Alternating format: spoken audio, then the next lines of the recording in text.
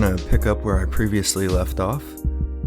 I'm double clicking in the top time bar in order to set a loop region.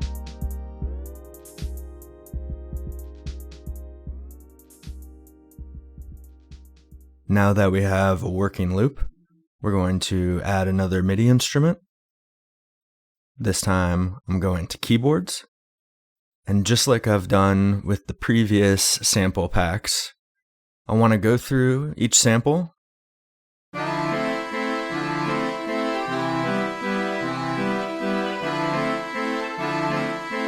I'll use the star in order to keep track of the ones I like. And then at the end, I'm going to test them out.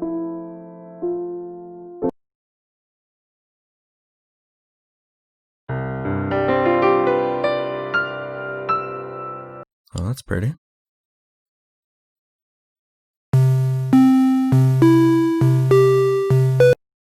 Even just hearing the default samples is kind of giving me ideas for melodies.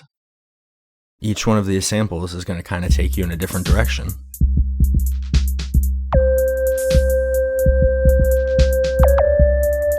Not quite.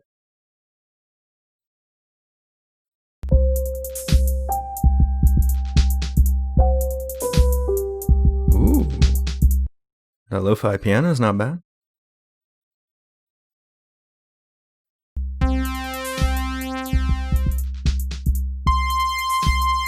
A bit much.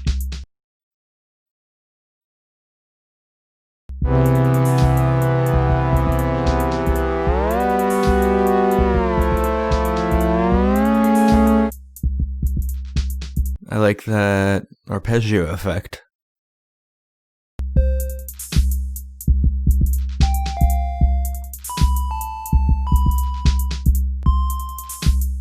That's cute.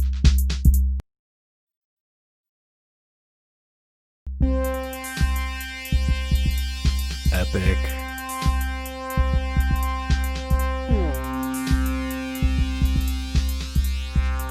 If we were going in a Tron kind of direction.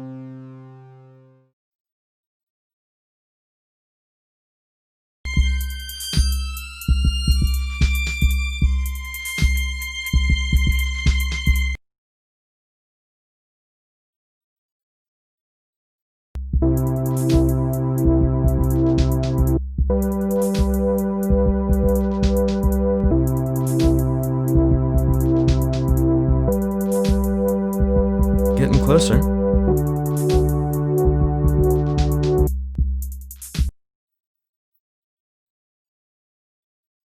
And so the pattern I'm doing is usually starting on C5, that middle C there, then just trying other keys around it.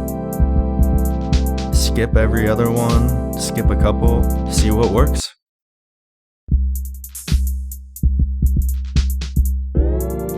As I keep doing this, I'm starting to find patterns that are working.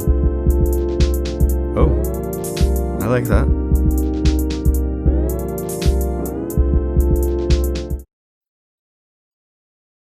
So that Neo Soul pad,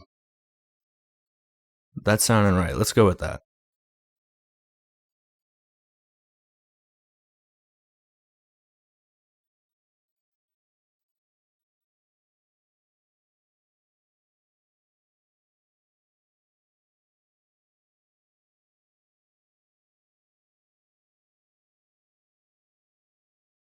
Before I start recording the MIDI for the keyboard, I want to split up the previous stems into really tight loops. That way I can have this go for a lot longer while I'm playing the melody.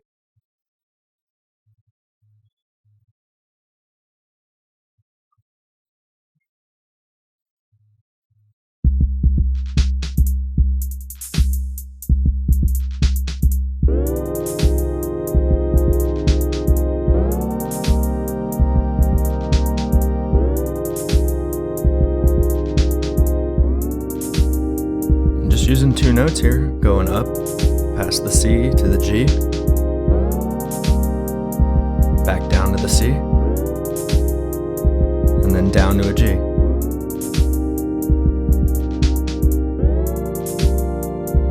That D is kind of a nice starting point for a second melody, a complementary melody. But before we move to a second part, let's tighten up this first part and really get it hitting.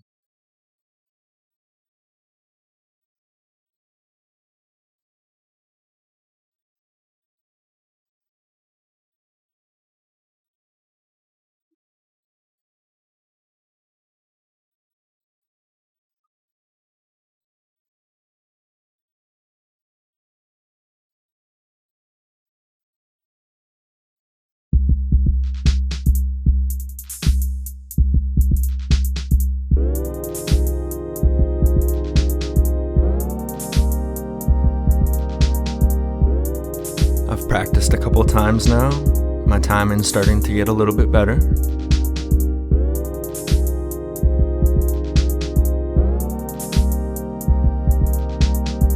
And I'm just playing this directly on the screen. I'm not using any MIDI keyboard attachment.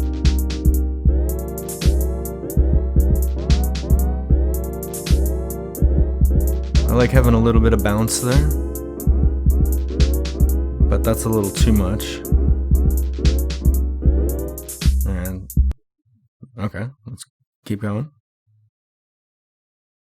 I'm just doing a couple more recordings, counting it all as practice, waiting till I find the rhythm of what I'm trying to do.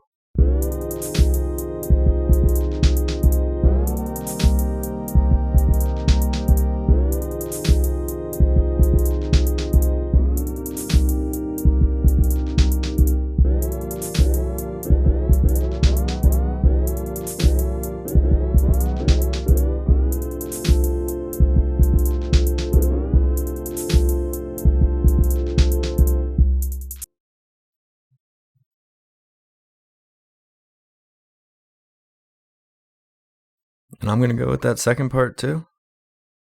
Tighten up the notes, and then move that back up to that first line. I created the second Neo Soul pad just to make it easier to record the second part separately without messing up the first part. Now to EQ them, I want them to all be on the same track.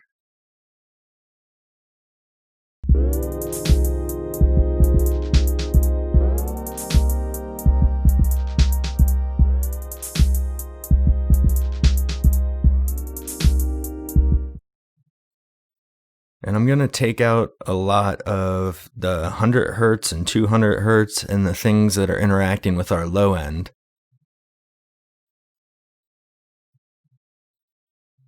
And you can see the difference the sound makes in taking that out.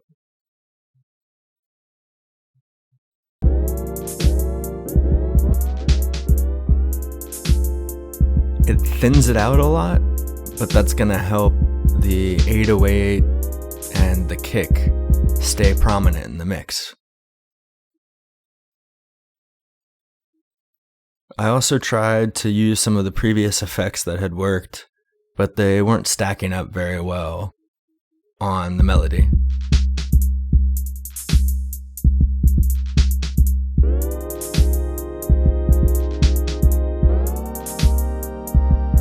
That's it for today.